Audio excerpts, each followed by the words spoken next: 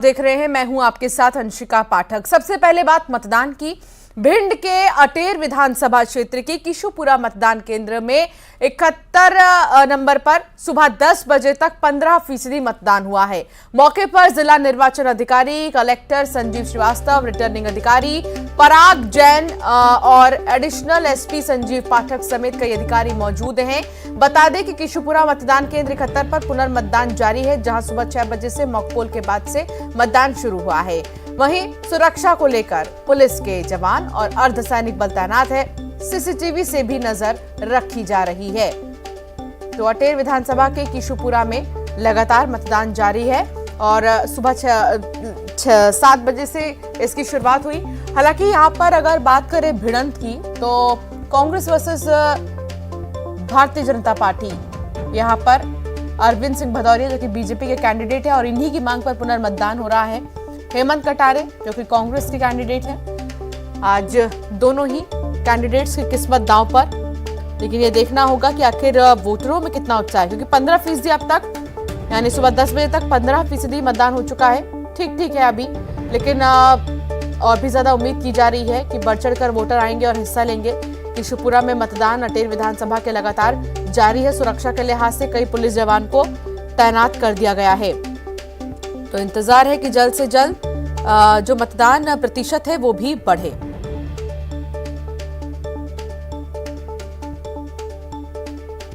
Repoll हो ही रहा है। क्यों हो रहा है?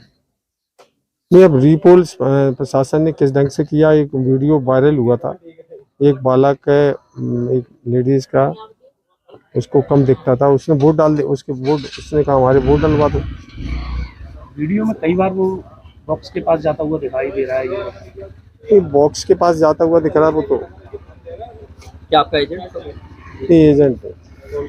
किन लोग? अब जी तो आप देखो चिन्हित किया जाएगा। क्या आप इस वीडियो क्या मानते हैं? फेक वीडियो है कि ओरिजिनल वीडियो है? ये वीडियो तो मतलब ओरिजिनल हो सकता है, क्या हो सकता है जी, तो आप उसको नीचे तय करिए। नहीं, पुनर्मतदान की इस प्रक्रिया को सही बता रहे हैं आप या गलत? पुनर्मतदान की रवि रमन त्रिपाठी साथ जुड़ गए हैं, भिंड से बातचीत करेंगे। रवि, 15% मतदान अभी तक हुआ है वहां पर।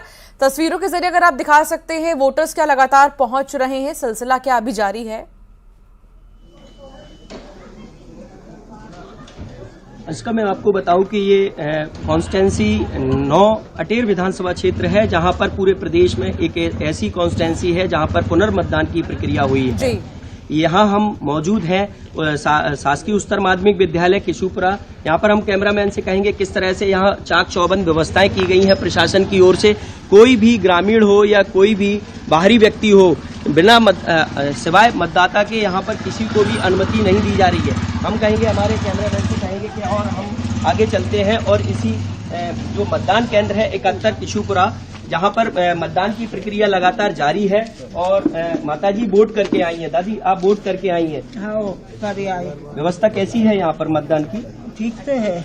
अच्छा, पहले भी आपने वोट किया था। इस बार किस उंगली में स्याही लगाई गई है आपकी? अब जाने देख ले, हमें दिखाते ही मध्यमा में लगाई गई है आपके? मध्यमा में लगाई गई है हाँ। जी।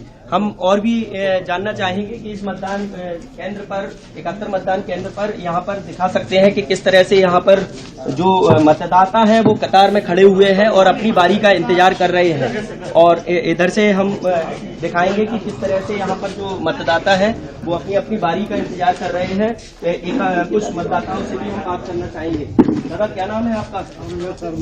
रामजित जी। बताएं, इस बार फिर से पुनः मतदान हुआ है, क्या कारण रहे होंगे? अब कारण तो देखो, प्रशासन है, कुछ भी कर सकता है, जन हम लोगों को क्या दोष है। हमारे साथ यहाँ पर जिला निर्वाचन अधिकारी भी है, कलेक्टर संजीव श्रीवास्तव जी है, उनसे भी हम जानना चाहेंगे। सर, अभी तक कितने % मतदान हो चुका है? सर, करीब 22% मतदान हो गया। 22% मतदान। सर, अभी क्या व्यवस्था की गई है, क्या कुछ निर्देश? सुरक्षा के बड़े अच्छे इंतजाम हैं। एडिशनल एसपी मौजूद हैं, एसडीओपी बहुत मौजूद है, एसडीएम यही है, मैं भी सुबह से यही हूँ। फोर्स पर्याप्त है। हमारा जो दल है वो बड़ा अच्छा दल है। जो रवि, यानी कि वोटर्स पहुंच रहे हैं, वोट डाल रहे हैं। 15% मतदान अब तक हुआ है यहाँ पर। और साथ ही ये सिलसिला अभी 6 बजे तक लगातार जारी रहेगा। बहुत शुक्रिया रवि रमन जानकारी साझा करने के लिए। और अब बात होगी उस अपहरण की जिसमें लव एंगल निकलकर सामने आ गया। ग्वालियर की खबर, अपहरण कांड में बड़ा खुलासा हुआ है और छात्रा को गुना से बरामद कर लिया गया है। रोहित कुशवाहा नाम का युवक भी गिरफ्तार हुआ है। छात्रा का परिचित है रोहित। कुछ दिन पहले ही परिजनों ने रोहित के खिलाफ एफआईआर दर्ज कराई थी। वारदात के पीछे लव एंगल, प्रेम प्रसंग की संभावना जताई जा रही है। पुलिस अब इस पूरे मामले का खुलासा बहुत जल्द करेगी। दरअसल रोहित से प्रेम प्रसंग का ये पूरा मामला, संभावनाएं जताई जा रही हैं कि ये लव को लेकर ही, प्यार मोहब्बत की वजह से किडनैपिंग। हालांकि इसमें शिकायत क्योंकि परिवार वालों ने पहले ही दर्ज करा दिया था, तो अब कोशिश है कि जल्द से जल्द और भी बातों का खुलासा हो।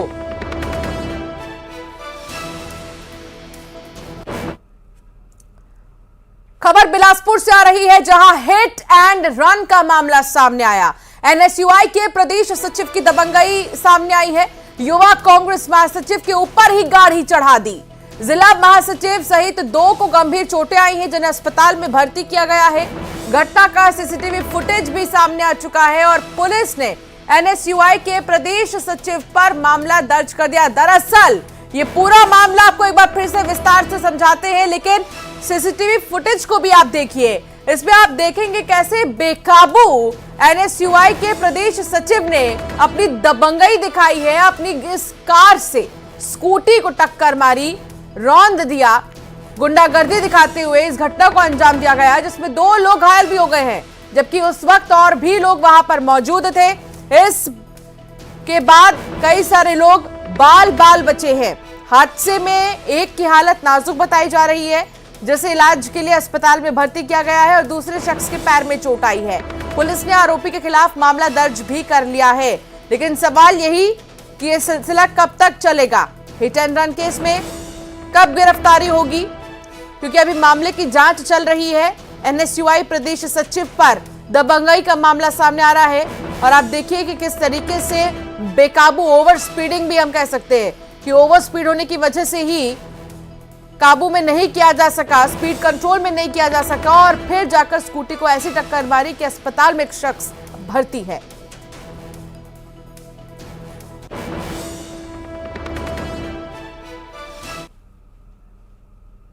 और अब बात होगी जशपुर की, जहां एक महिला से 25,000 रुपए की ठगी की गई है। इसी के साथ आपको बता दें कि ये पूरा मामला जब सामने आया तो हर कोई दंग रह गया। दरअसल ये ठगी किस तरीके से हुई है वो आपको बताते हैं। शातिर महिलाओं ने थैला काटकर 25,000 रुपए चुरा लिए। ये पूरी घटना सीसीटीवी कैमरे में कैद हो गई। तस्वीरों में साफ देखा जा सकता है कि तीनों महिलाएं बड़े ही शातिराना तरीके से थैले को काटती हैं और पैसे लेकर फरार हो जाती हैं। पीड़ित महिला बैंक से पैसे निकालकर वापस आ रही थी, और ये कहना गलत नहीं होगा कि उसी वक्त ये महिलाएं घात लगाए बैठी थी और तब इस घटना को अंजाम दिया। पुलिस शिकायत के बाद मामले की जांच में जुट गई है। ये पूरा मामला जशपुर का है। जशपुर का मामला, जहां महिला का थैला काटकर पैसे 3 महिलाएं उड़ा ले गईं।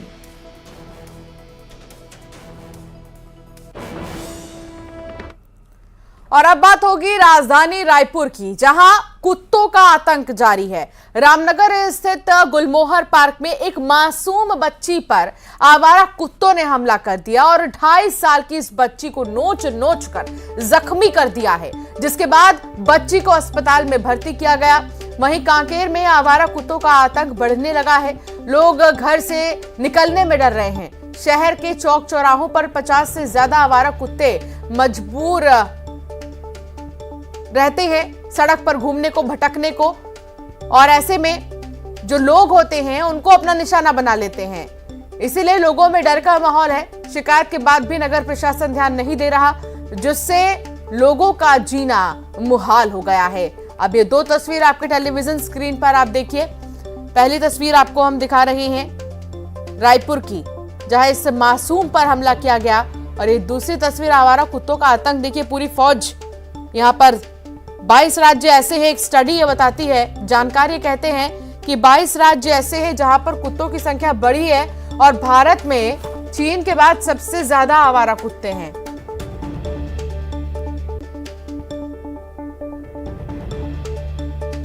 कांकेर की तो तस्वीर आप देख ही रहे थे, लेकिन इंदौर में छात्र को कुत्ते ने काट लिया है। कैलौद काकड़ में 8वीं के छात्र को पड़ोसी के कुत्ते ने काटा है। काटने के बाद छात्र को मुंह में दबाकर कुत्ते ने घसीटा भी है। पुलिस ने कुत्ते के मालिक के खिलाफ केस दर्ज कर लिया है। शिकायत के बावजूद कुत्ते को खुला रखा था मालिक ने और इसीलिए यहाँ पर इतनी बड़ी वारदात को अंजाम दिया गया। हालांकि इस पूरे मामले में मामला जो पड़ोसी हैं उनके खिलाफ दर्ज कर लिया गया है। जो कुत्ते के मालिक हैं, शिकायत दर्ज कर ली गई है उनके खिलाफ। और साथ ही आपको बता दें कि इन दिनों आवारा कुत्तों के साथ साथ पालतू कुत्ते भी खतरनाक साबित हो रहे हैं। आए दिन कोई ना कोई निशाना बन रहा है। आवारा कुत्तों की संख्या जैसे जैसे बढ़ रही है वैसे वैसे इनका आतंक भी बढ़ रहा है। और विश्व स्वास्थ्य संगठन की रिपोर्ट कहती है कि भारत में चीन के बाद सबसे ज्यादा आवारा कुत्ते हैं। संख्या 6 करोड़ से भी ज्यादा बताई गई है, लेकिन कई जगहों पर डोमेस्टिक एनिमल्स भी खतरा साबित हो रही हैं। उसमें कुत्ते सबसे ज्यादा, पालतू कुत्तों की अभी ही अगर हम बात करें तो पालतू कुत्ते भी कई बार खतरनाक साबित हो जाते हैं।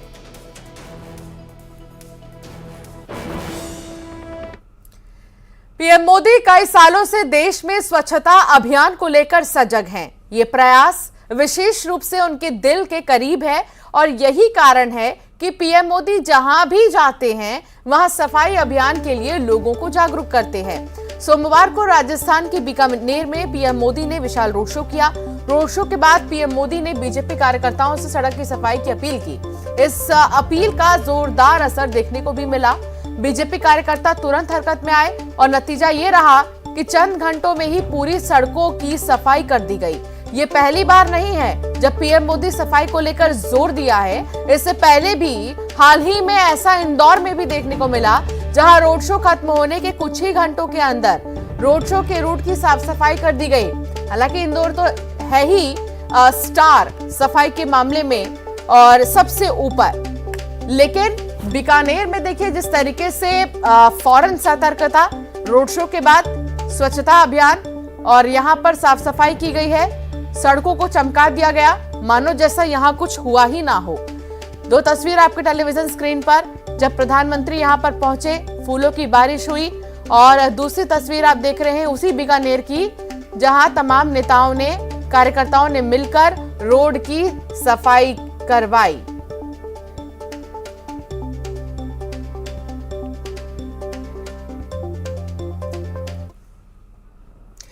अहमदाबाद में खेले गए वर्ल्ड कप फाइनल मैच के नतीजे के बाद टीम इंडिया का हौसला बढ़ाने पीएम ड्रेसिंग रूम पहुंचे। किसी को गले से लगा लिया तो किसी को गर्मजोशी से हाथ बढ़ाकर ढांढस बढ़ाया, जिसको लेकर टीम इंडिया के ऑलराउंडर रविंद्र जडेजा ने सोशल मीडिया पर एक फोटो शेयर की है और लिखा, पीएम का ड्रेसिंग रूम में आना बहुत ही खास और प्रेरणादायक था।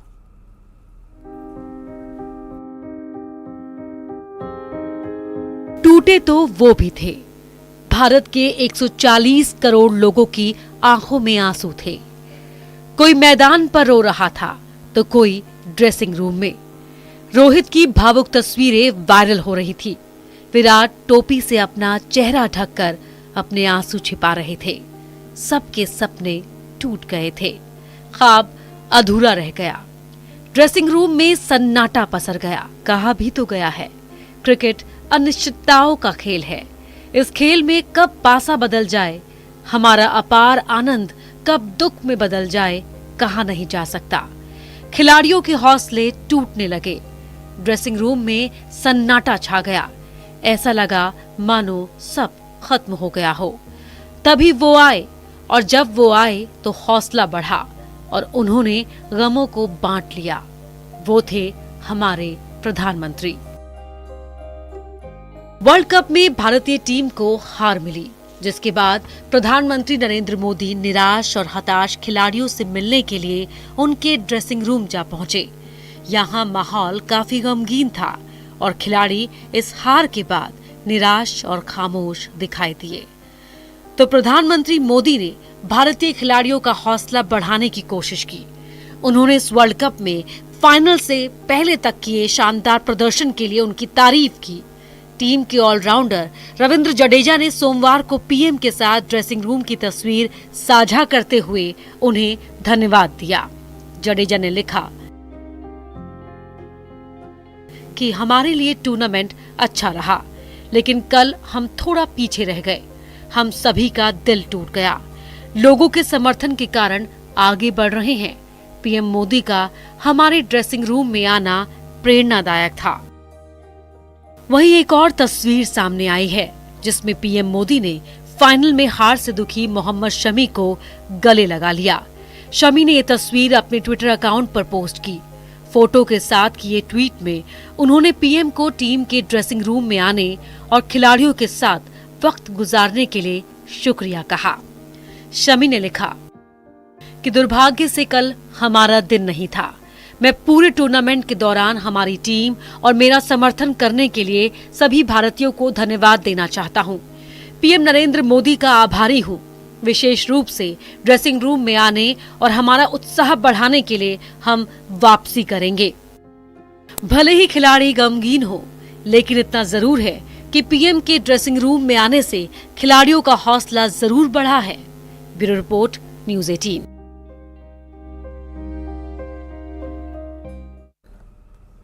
और चलिए एक नजर खबरें 2020 पर।